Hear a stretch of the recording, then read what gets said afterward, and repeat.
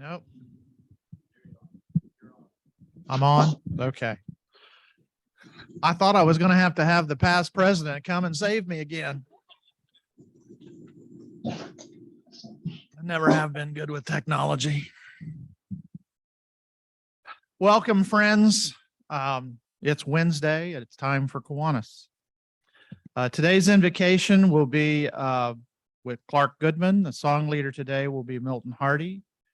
And the Pledge of Allegiance will be Harry Zuloff. Before we start, are there any concerns for the club? We've got some folks that are out. Judy is not with us today. She has COVID. Gandalf is here. And Mac McCorkle's funeral is Saturday at 11 a.m. Christ Episcopal Church, which is on Franklin, if you know where that is. But Mac McCorkle. Aren't we glad John Montgomery's here today? Congratulations to Jane Bollendorf. She's now the managing director of the Virginia Children's Theater.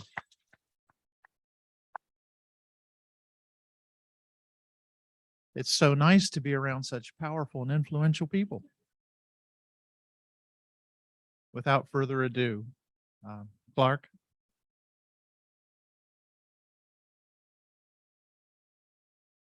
Hi, guys. This is the first time I've ever done the invocation for the club. Preston Tyler asked me to do this. I actually have two prayers for you today. Monday was Columbus Day, and it was also Indigenous People Day. So I researched some Native American prayers, and I thought they were wonderful. And I'm just here to share those with you. And by the way, Kiwanis, the name Kiwanis came from a Native American language. So I thought it was great fitting. So this is this prayer for the Great Spirit prayer. It says, "O Great Spirit, whose voice I hear in the winds and whose breath gives life to all the world, hear me. I need your strength and wisdom. Let me walk in beauty and make my eyes ever hold the red and purple sunset. Make my hands respect the things that you have made and my ears sharp to hear your voice. Make me wise so that I may understand the things that you have taught my people. Let me learn the lessons you have hidden in every leaf and rock. Help me remain calm and strong in the face of all that comes towards me. Help me find compassion without empathy overwhelming me. I seek strength not to be greater than my brother, but to fight my greatest enemy, myself. Make me always ready to come to you with clean hands and straight eyes. So when life fades as the fading sunset, my spirit may come to you without shame." This is translated by Lakota Sioux Chief Yellow Lark in 1887. The other prayer I have for you is a Cherokee prayer blessing, and I just thought this was too good not to do it. It says, "May the warm winds of heaven blow softly upon your house. May the Great Spirit bless all who enter there. May your moccasins make happy tracks in many snows, and the rainbow always touch your shoulder." Thank you very much.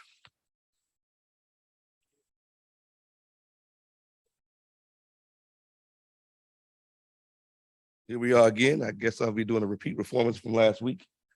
John let me know to make sure everybody's facing the flag this time. So everybody.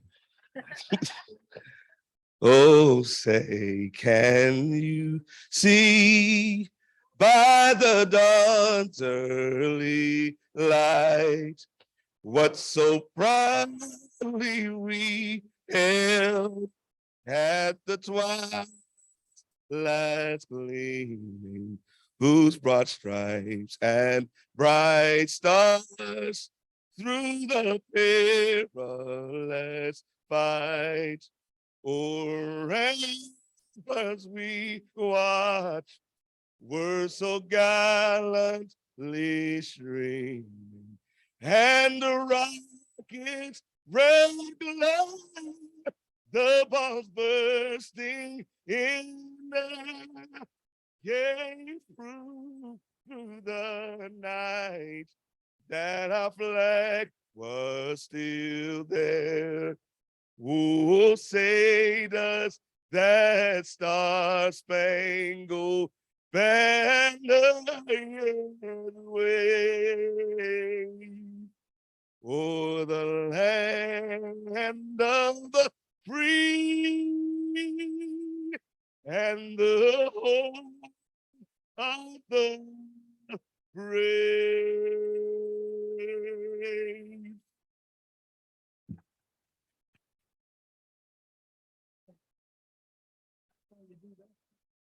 Please join me in the pledge.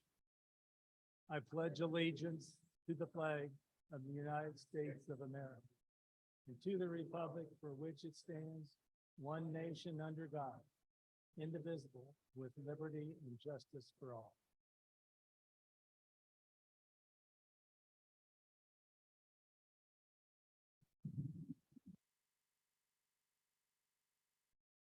We okay?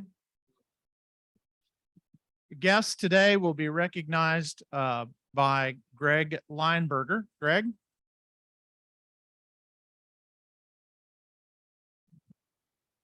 Thanks, Ben. Hello, everyone. I'm Greg Lineberger. Know most of you by now, but I have recently returned or moved back to the Valley from Atlanta for about 25 years to join my family's construction company. We have a couple of guests today, both the guests of Milton Hardy. So Milton, you can stay standing up. You don't need to sit down. You're still on stage. Could Devin Johnson, where's Devin? Yeah, come on. You got to stand up. Oh, he's walking back from the table. So Devin is here, raise his hand.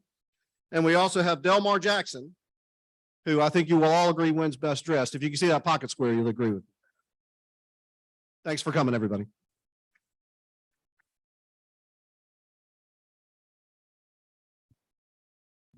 Jamie Bailey, you have a guest.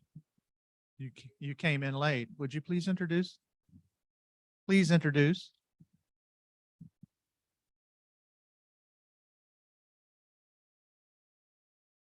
Thank you, Corey. Welcome. He didn't make the list, Greg.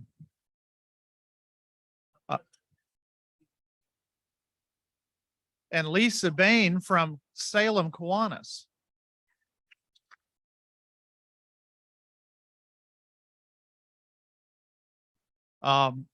Next on the agenda is my autobiography, which ought to be good. It's a shame it's not. I was born in Parkersburg, West Virginia. I won't say I grew up there because my father always taught us that you're only young once, but you can be immature anytime. I went to parochial school till 10th grade. I decided in 10th grade that I wanted to play football, and the Catholic school didn't have a football team or much of one. So I ended up going to Parkersburg High School. Parkersburg High School was a large high school. We had about 3,200 students on campus. And I managed to graduate from high school with only spending one night in jail, which in itself is a teaching opportunity, as my father also reminded me. It was a basketball game to go to a state championship. We were playing Wheeling Central. Nobody much liked Wheeling Central that much. After the game, there was a bit of a melee and we all emptied up on the floor, and I ended up taking a swing at somebody and I hit a policeman in the back of the head. He then picked me up by my belt and my shirt collar and threw me in the back of a police car. I had to spend the night in the drunk tank. And I have to explain this because it bears some clarification.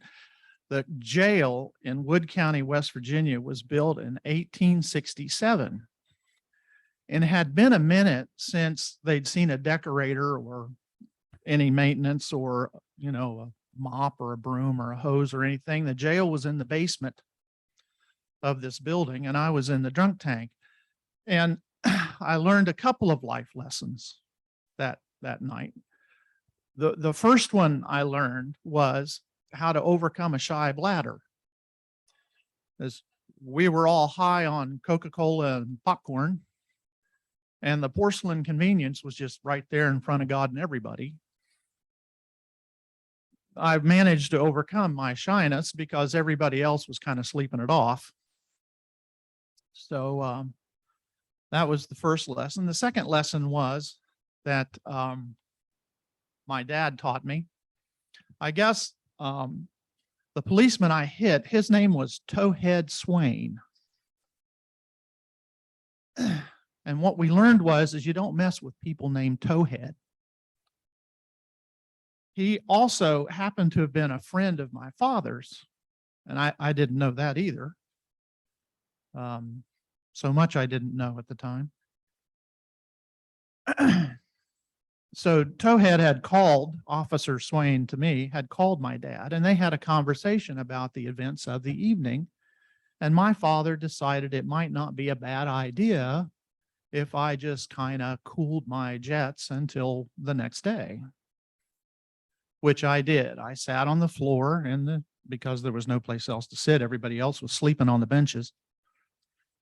And Dad came and got me about 8:30 or so in the morning, and he took me home. And my mother made me take my clothes off on the back porch. And I'm quoting her when I say that smell's never going to come out of that. And my dad was one of those folks that he wasn't a yeller. He was the kind of person that could look at you. He had an expectation of one's behavior. And if you didn't meet his expectations, he could tell you that he was disappointed in you and make you feel like you were about 2 inches tall. So, and that's turned out to be a very good parenting skill. But besides that, I managed to graduate from high school. My graduating class was 1,084 seniors. And I'm proud to say that I was in the top 1,080 of my class. There are not very many people that can say that, maybe 1,079 others, but I had been an athlete in high school. I lettered in 3 sports, track, football, and rowing. And I was invited to come play football at West Virginia University, which seemed like a good idea at the time. And so I did, because when you're 16, 17, and 18 years old, you still think the NFL is a viable career option. My career at West Virginia was very short-lived. I was put on the freshman team. And the purpose of the freshman team was to serve as live tackling dummies for the guys that got good uniforms. And my career was ended by a guy by the name of Paul Starcher, who was from Altoona, Pennsylvania. And he was about 9 feet tall and weighed about 750 pounds. And he did a 4.6 40, and he was a defensive end. And I woke up a couple of days after he hit me and realized that I was not going to be playing football for a while, if ever again. So I spent the rest of the year at WVU and made it home. But before I made it home, at the end of the year, the university had the audacity to send a letter to my mom and dad telling them that due to my stellar academic performance, I probably shouldn't come back. I was the son of a wholesale grocer. My dad had a company called Midland Delivery Services, and he serviced independent grocery stores in West Virginia and Southern Ohio and Eastern Kentucky and Tennessee. And so I ended up working in a warehouse for a while. But while I was doing that, I decided that it might not be a bad idea if I tried going back to school, because working in a warehouse from 11 o'clock at night until 5 o'clock in the morning kind of stunk. So I ended up going back to college, went to Parkersburg Community College, where I met the lovely Alice Beth Harper. Now, Beth went to the same high school I went to. She graduated a year ahead of me. And when I brought this to her attention and why I didn't know her in high school, and it's because she didn't really want to have anything to do with me. But we overcame that, and 2 years later, we were married. In 1977, we were married. She finished up her final year at Marietta College with a degree in political science and public administration, I think it was, and it's rumored she took that degree because of the low math requirement. And then she looked at me and she said, "It's your turn." So I didn't know exactly what I wanted to do or where I wanted to go. I knew that I needed something that was clean indoor work with no heavy lifting. And her brother was in law school at Campbell University.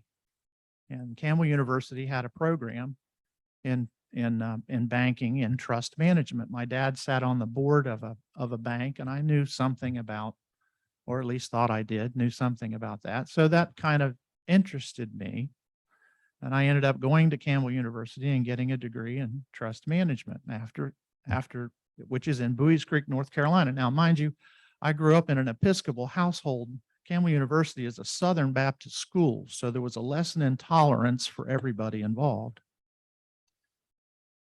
After I graduated from college, I went to work for Barnett Bank's Trust Company in Jacksonville, Florida, and I spent 7 years in Florida, traveling all over the place. Ended up as a national sales representative. Our son was firstborn son, was born in Lake Wales, Florida.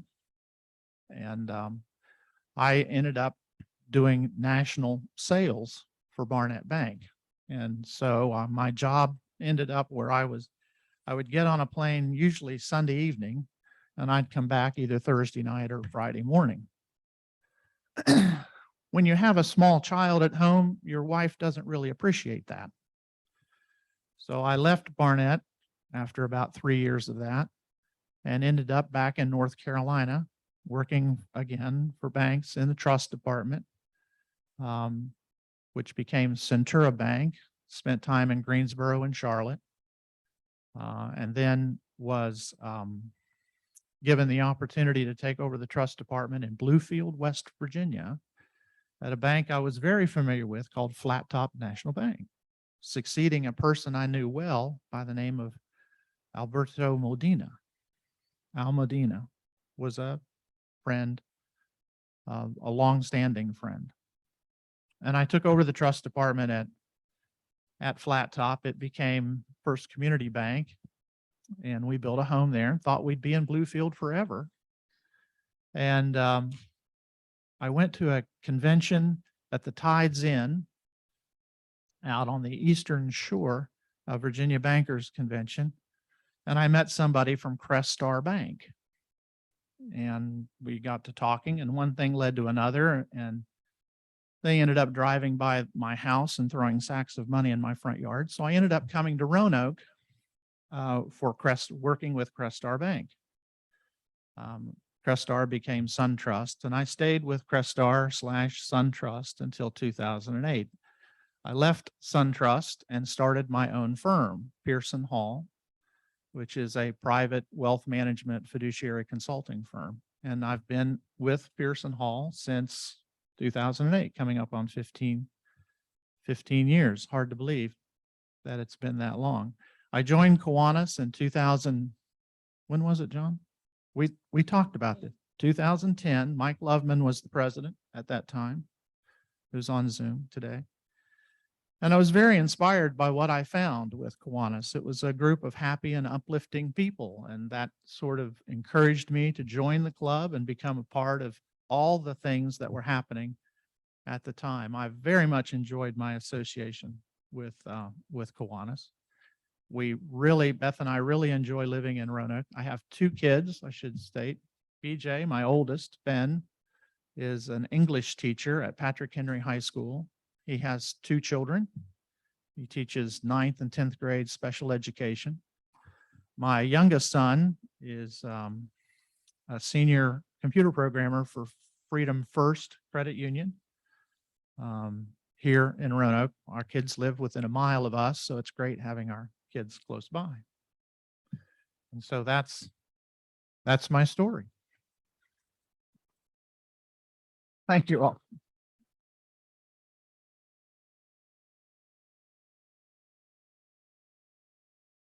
Next, we're going to have Jean Bollendorf, and she's going to talk about October birthdays. We have October birthdays. And Hey, Milton, are you able to jump back on the keys real quick? Do a birthday song for us? You don't have to sing. You can just play it for us. And I'll list the birthdays first. Okay. October 2nd was Jenny Lee's birthday. I don't think she's joined us today. And John Edwards, October 6th was his birthday. Pat Patterson, October 8th. Also October 8th, Brooke Tolley. She may still be overseas. She was having a nice birthday trip. Eddie Smith, October the 10th.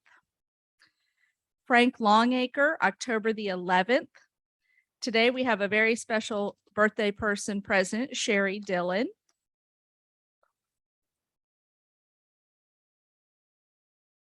I told her I'm expecting a $21 check for her 21st birthday today. October 16th, Roger Talmadge. October 18th, Ben Burks. On Zoom. October 19th, Lee Osborne. Father Don Witt, October 21st. That's a joke today. He's wearing a October 23rd, Kenny Brooks. October 25th, Kevin Reeder. October 28th, Rupert Cutler. And I believe that's going to be his 89th birthday. And October 31st, our Halloween baby, Angela Paplamatis.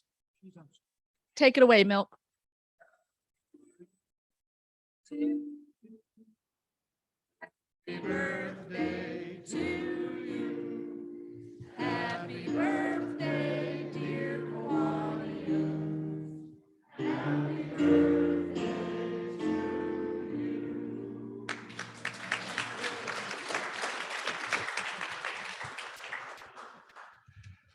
Sherry Hartman. Calling Sherry Hartman. Sherry Hartman. Find me. We found Where is that Sherry Hartman? Hello, I am Sherry Hartman. Good to see everybody today. So the first order of business is to more properly recognize the people with the Nature Park Committee and especially the Garden Brigade. Last week, we gave a big overview, and honestly, I have to tell you, I think everybody's on this committee. I don't know if you all know, you actually all are on the committee, but there are certain regulars that I want to recognize. And we ran out of time last time to do that. So what I would like to do today is highlight these folks who have braved the weather. They've braved all the logistical complications in getting water to the garden, weeding the garden, and making sure that it would thrive throughout the summertime. They really warrant some special recognition. So they were nice enough to allow me time this meeting to recognize the likes of, and please come forward. I think we have a special gift. Because you're so uplifting, you're going to get one of the very special balloons that Ben Spiker is awarding this year. So come on up and get from Ben Spiker your recognition. That would include Joe Lemmer. Come on down. Thank you. Joe did 2 weeks of the Garden Brigade, we call it. JC Taylor, come on down. JC helped us out. A number of people are not here today, but we do also have Steve McGraw, who's been a regular part of the Garden Brigade. Cynthia Gray, not here today, but she leads the brigade and lines everybody up. And we've had a number of new members just roll their sleeves up and get involved. I don't see a number of them here. Preston Tyler, who even did it on Sunday when he had to preach. And then we had as well Mike Adams. I don't even know if he had yet been inducted. We also had a very devoted Kiwanian, Don Witt, who did a lot of work. Do you already have a balloon? You already got one. Do you only get one this year? And John Ewart, you know, he's such a standby guy. John Ewert has helped, Leanne Lincolnhoker, and let's see if I left anybody out. Yeah, I mentioned them. Okay, so those folks really deserve a round of applause. Thank you so much.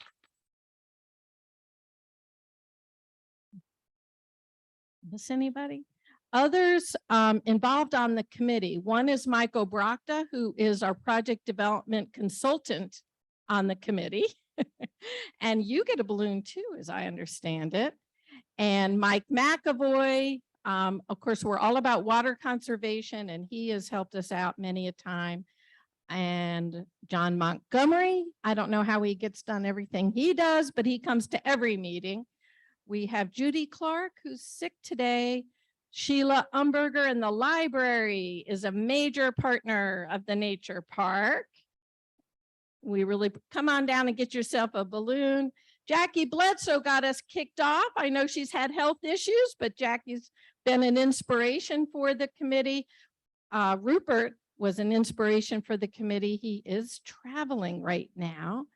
Don Wilson, as president of the foundation, has been a key part of this. Amy Carter, key part of everything, supporting us. Mike Loveman zooms into our meetings and is zooming in right now. Stephanie Moon Reynolds helps us out regularly. Lori Baker Lloyd and Cheyenne Baker. And a number of others have helped, but just aren't officially on the committee. So thanks to all of you for all that you do. Thanks so much. Thank you, President Beck. Your balloon. I got another.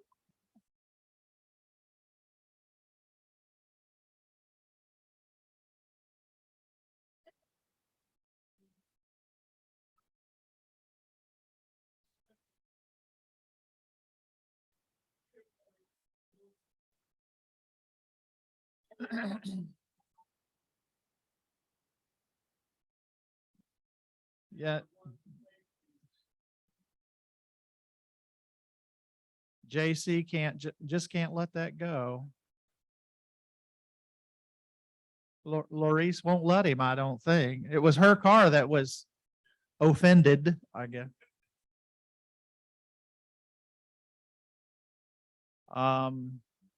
Sherry, do you want to come back and talk about the October 22nd cleanup? Thank you. On the podium, I forgot to mention, on your table is the official flyer that we created. Actually, thank you, Decca Knight, for the cleanup activity. Kiwanis One Day is around the corner. I bet Lisa knows about it. On October 22nd, Kiwanis One Day will involve Kiwanians around the world in making a difference, and that will include us. Any of you who can join us on that Saturday, come on down to the Goodwill Shelter, 2502 Melrose, and I'll have a little goodie for you. We'll get you signed up and gloves and vest and get you working to clean up the watershed that is on Melrose and Lafayette. And if you want to get right in the creek, Don, you can do that. So we'll clean up that area between 9 and 10:30. The other thing I want to mention is that you have a chance to begin your path toward becoming a citizen scientist that day, because we'll do an official Save Our Streams training. And if you know anybody, anyone in the community, like a scout leader we were talking about, somebody who would like to develop skills in knowing how to analyze the macroinvertebrates in the water to monitor water quality, let them know about this opportunity that will start at 11 o'clock on Saturday. We'll do that training between 11 and 12:30, thanks to Clean Valley Council. So feel free to take this home, put it on your fridge, and show up on October 22nd. And let me know ahead of time if you're coming. Thanks.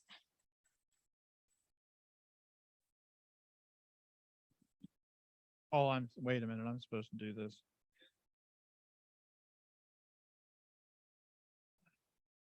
Something about sunglasses. Next, we have Milton Hardy, who's talking about inviting visitors.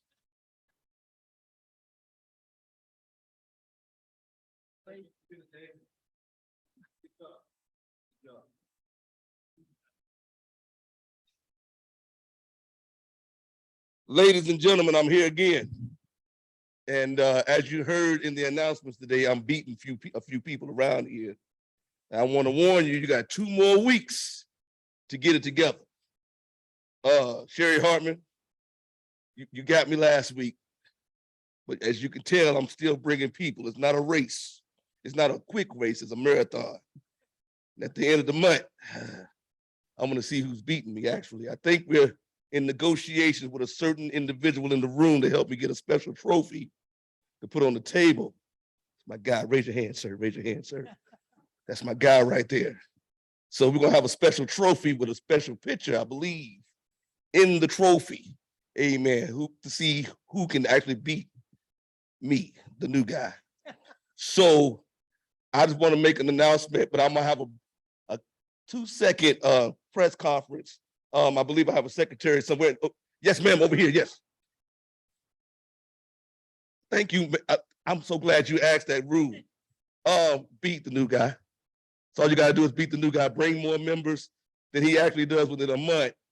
And there might be something placed on your desk or your table and maybe some extra pair of shades. How about that? How about that? Any other questions? No further questions. There are no further questions. But I want y'all to understand, don't let the new guy beat you in bringing more people. And I also want to make a special recognition today. Thank you for the people that found my glasses last week. There was a national tragedy that would have happened if I wouldn't have found my glasses. So thank you. Have a great day.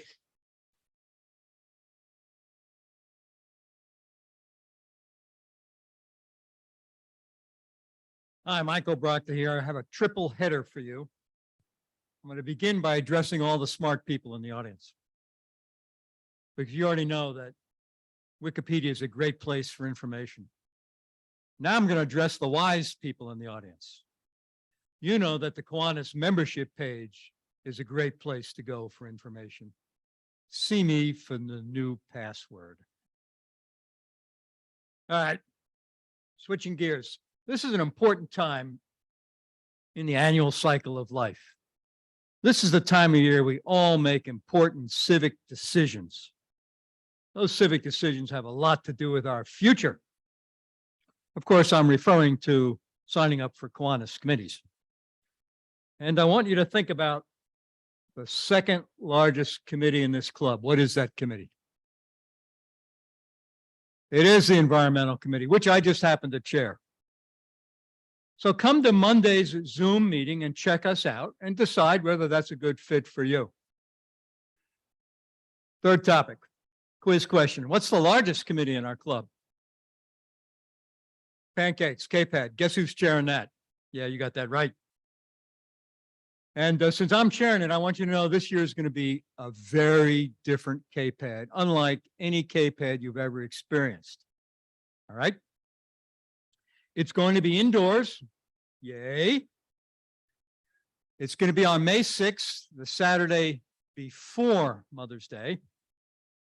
And we're partnering with another organization. We're partnering with the folks that put on the Spring Craft Show. There will be thousands of people shopping for spring crafts who, if we're successful, will join us for a pancake breakfast. Now, here's my request to those smart people, or maybe even the wise people, or maybe the people who are willing to think different. If you're willing to think different, I want you to join me in a leadership position on the KPAD committee. We need people who recognize the opportunity to run a different KPAD this year.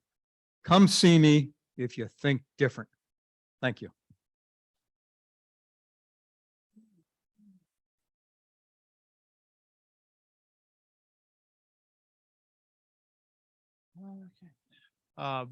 We're going to make time for brag bucks. Gene Bollendorf and Dave Perry have one.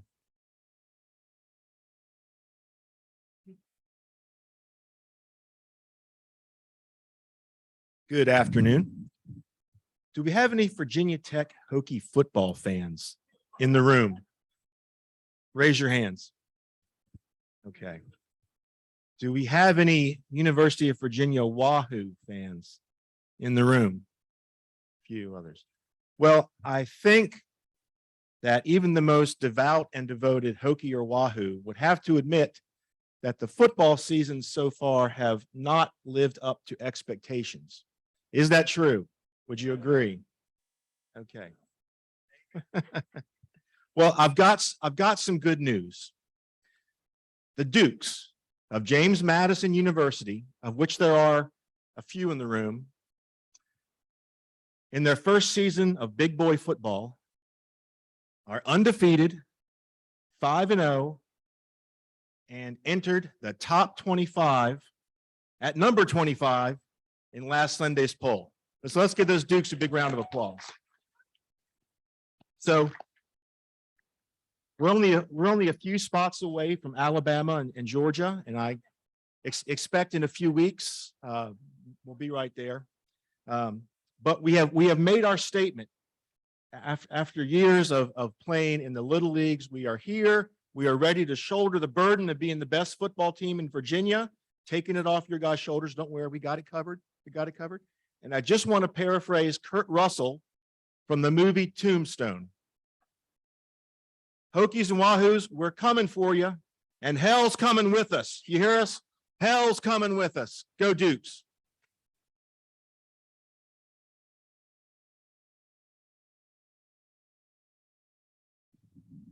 Yeah, I have no comment after that.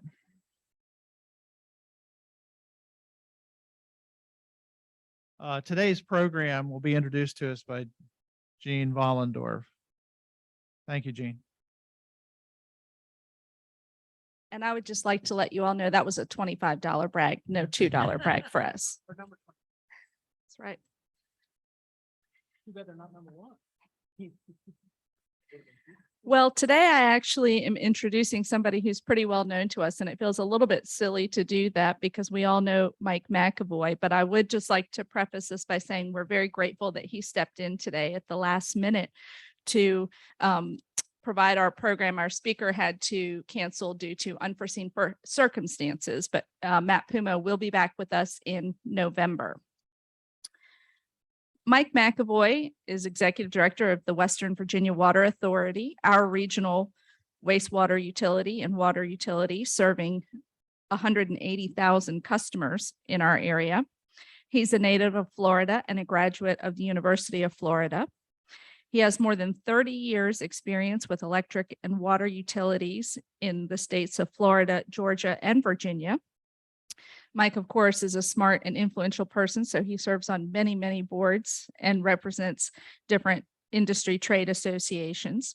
He serves on the Roanoke Valley Broadband Authority, and he has also been an appointee under 3 different governors to different advisory agencies, environmental advisory agencies. He's very active with us, as we know. He also attends St. Andrew's Church. Mike's wife, Gail, is an outstanding teacher at Preston Park Elementary School, and between the two of them, they have 2 very accomplished daughters. Let's give them a warm welcome.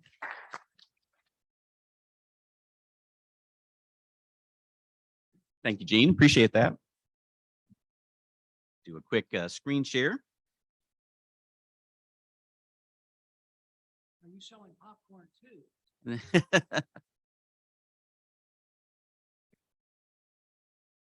All right. So as Gene said, you know, my day job, I am with the authority. Let me see if I can get rid of this speaker kind of thing here.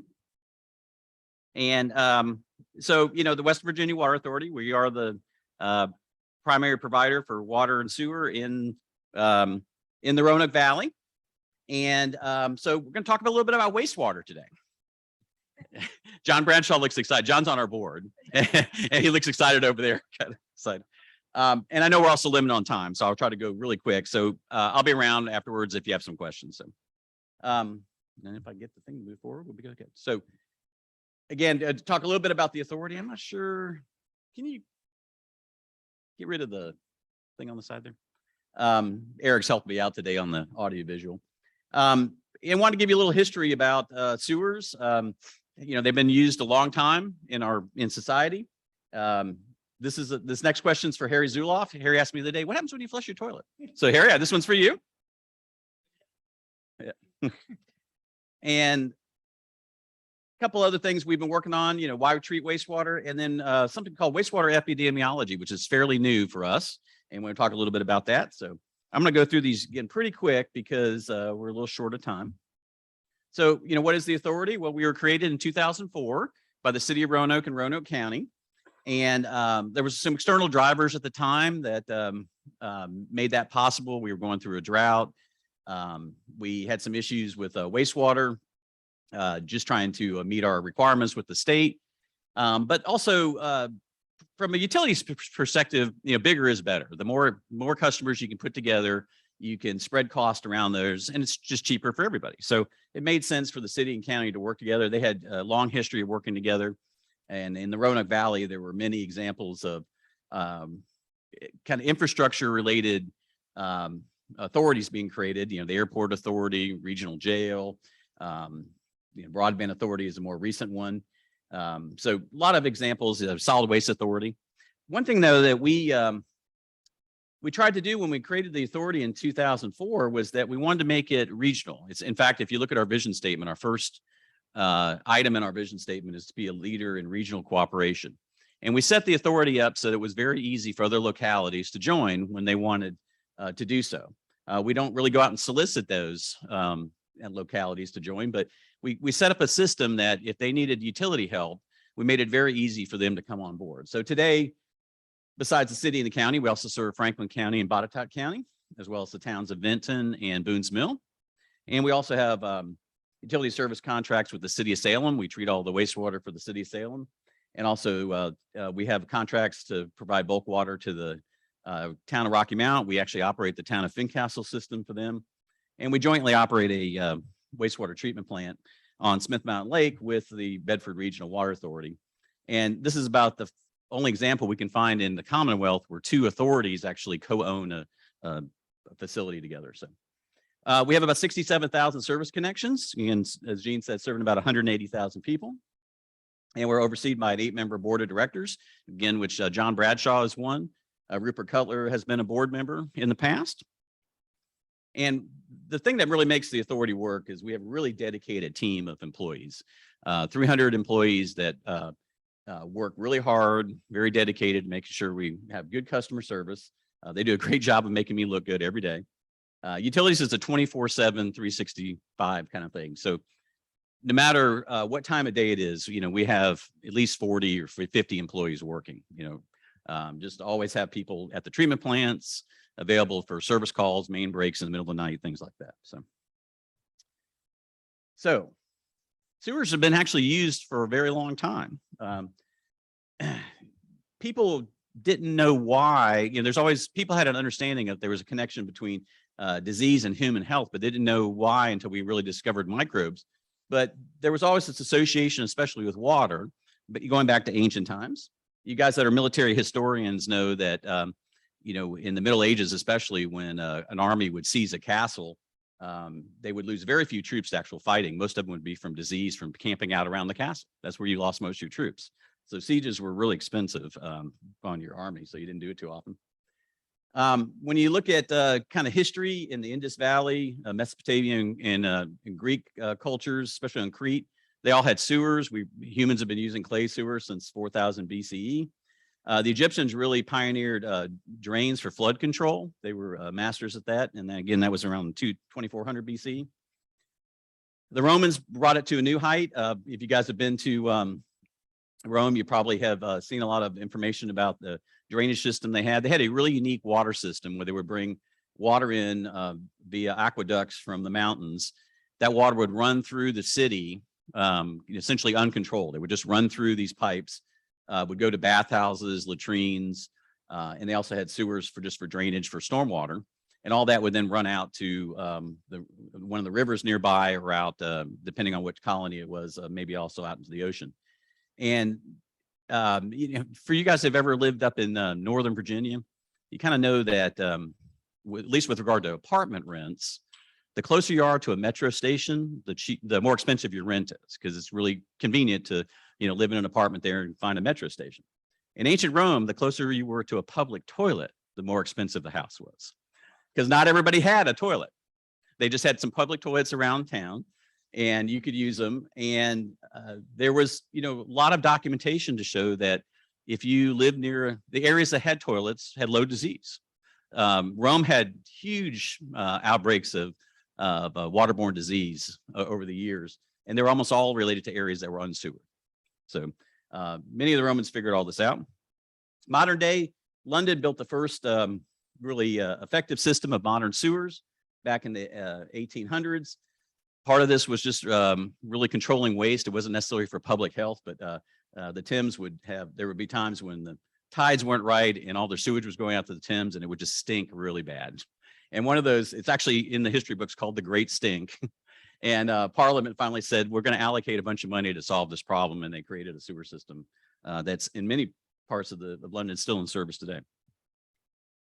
So to Harry's question, what happens when you flush? Well, water from your toilet, your sinks, showers, washing machine, everything that flows through a series of pipes out typically in the street. If you are connected to a public utility, if you're living in a rural area, you may go to a septic tank. Most utilities, most communities, I should say, have two types of sewers. So I just want to make sure we're all on the same page here. Drains, these typically storm drains you hear about. These are taking stormwater to area creeks and rivers. So your sanitary sewer system doesn't really do anything for storm drainage. So when it rains hard, water runs out onto the street. Those are going to storm drains, and those are going out to typically a creek. The pipes I'm talking about today are sanitary sewers that are designed to carry wastewater from your house, businesses, and everything to a treatment plant.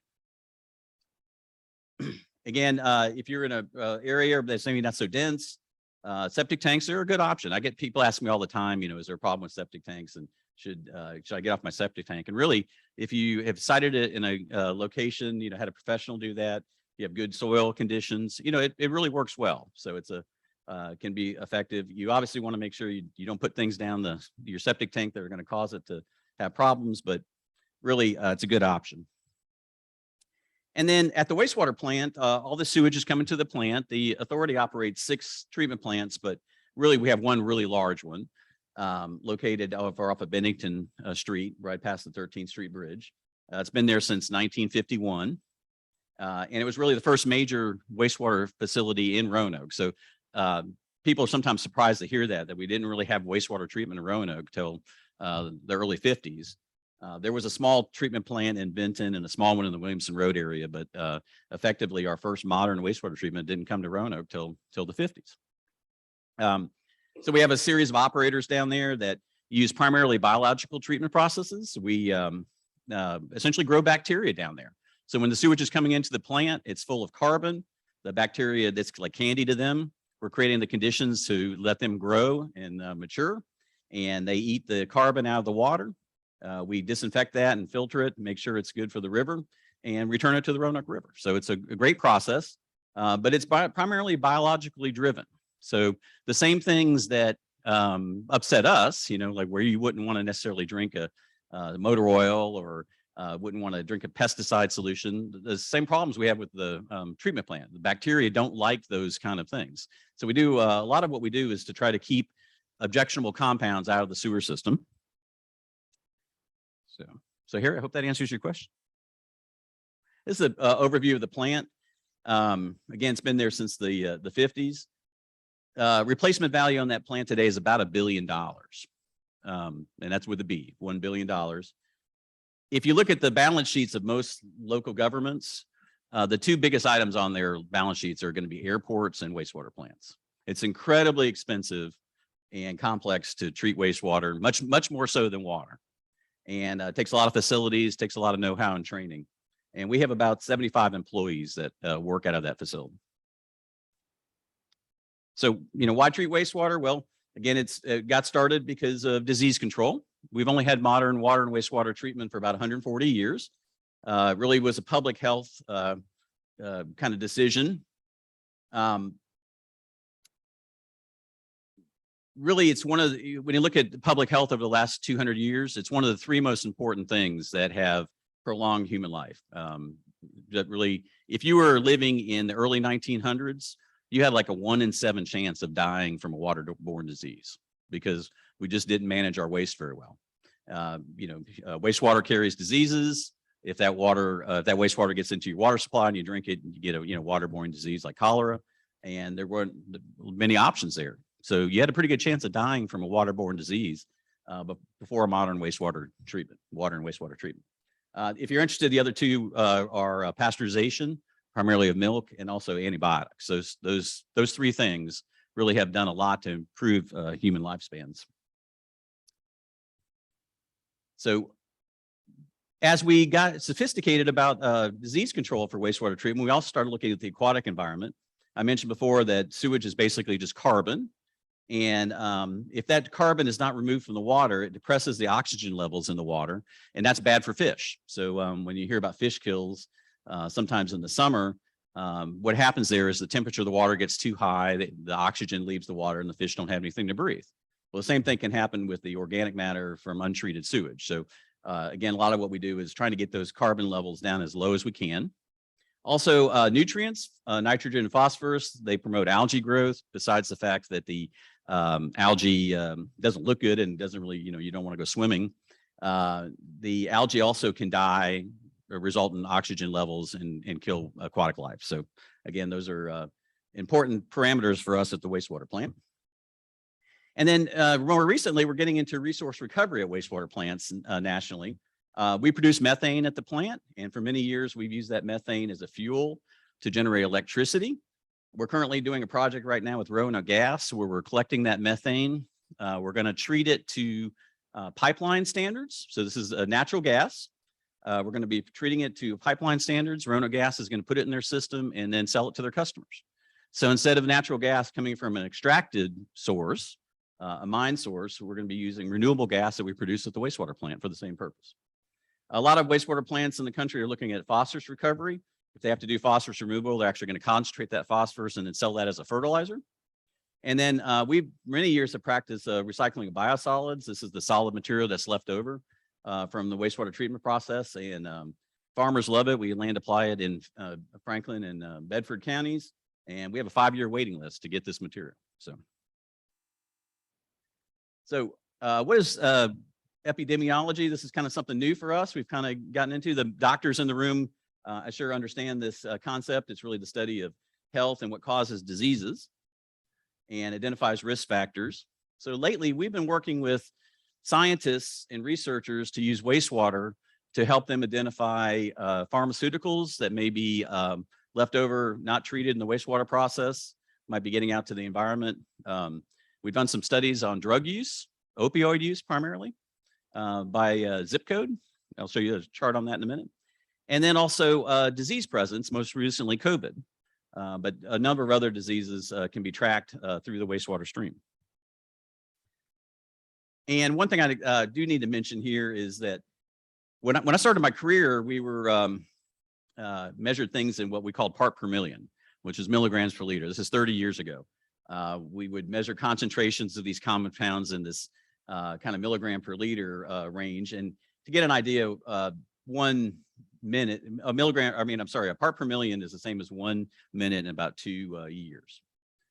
Technology is really advanced on the testing side, and now today we can measure down to 1 part per trillion.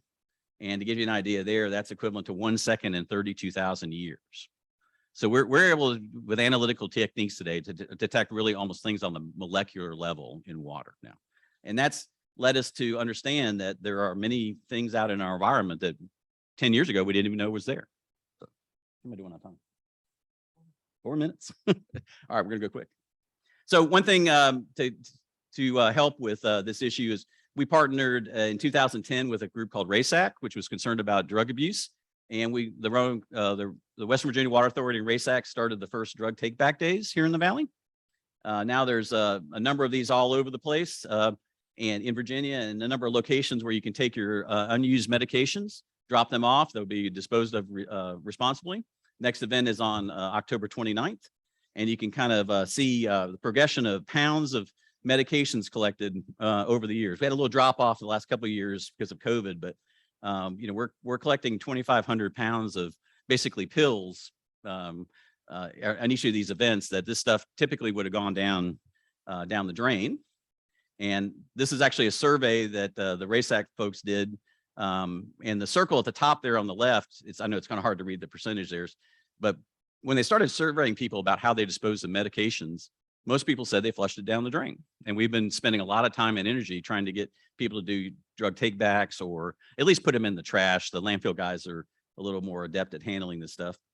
And the green circle on the right kind of shows that progression of people have reduced their disposal down the drain, which means, again, it's not going out to the environment. And then also are using the drug take back days, either the permanent locations at some of the pharmacies, or the yellow line at the top is that they take it to a day like on October 29th. I've kind of passed this over in one of our slides, but when we've analyzed for medications and different things in the past, the most common things we actually find that aren't compounds we're concerned about from a regulatory standpoint are metabolites of caffeine and nicotine and high blood pressure. So I think if I can just get everyone to stop smoking, stop drinking too much coffee, we probably solve the high blood pressure problem.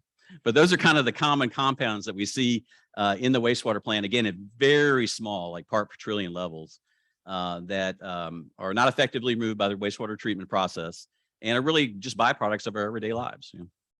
I know it's almost impossible to read this chart here, but essentially we did a study with Virginia Tech, and we looked at we collected wastewater samples by zip code in the Roanoke area, and they analyzed those for opioids to try to get an idea of where opioid use is most prevalent by zip codes in the Roanoke area.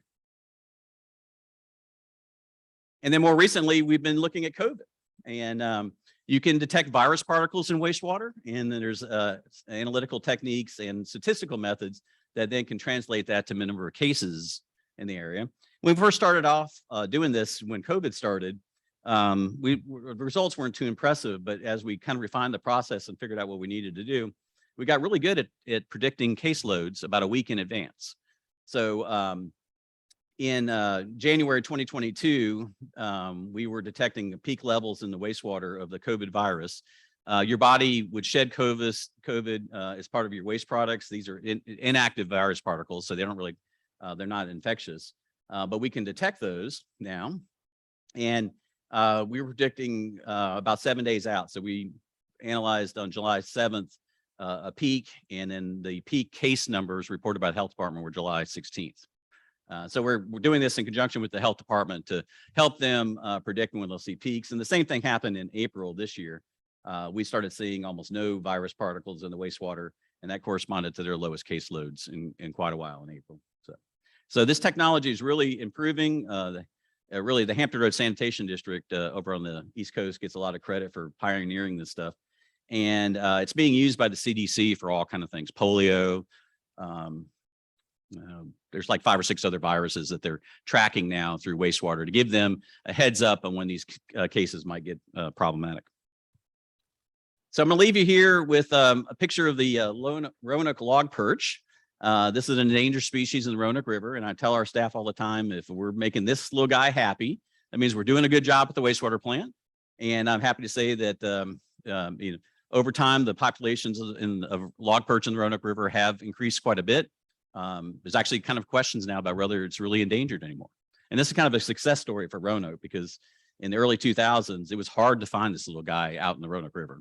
Now, when the fish guys go out and do sample collection, they find it all the time now. So this is kind of really a success story, both for us and also for the local governments who have really stepped up, especially things like erosion sediment control. This is what causes problems for the log perch, are really sediment coming in and clogging the bottom of the river, and that's their habitat. They need nice, clean soil to look for food and lay their eggs for reproduction and stuff. So, and I know I'm over time by just a minute. Sorry, yeah, just a minute. But I know a couple of you guys are probably going to ask me about Gen X.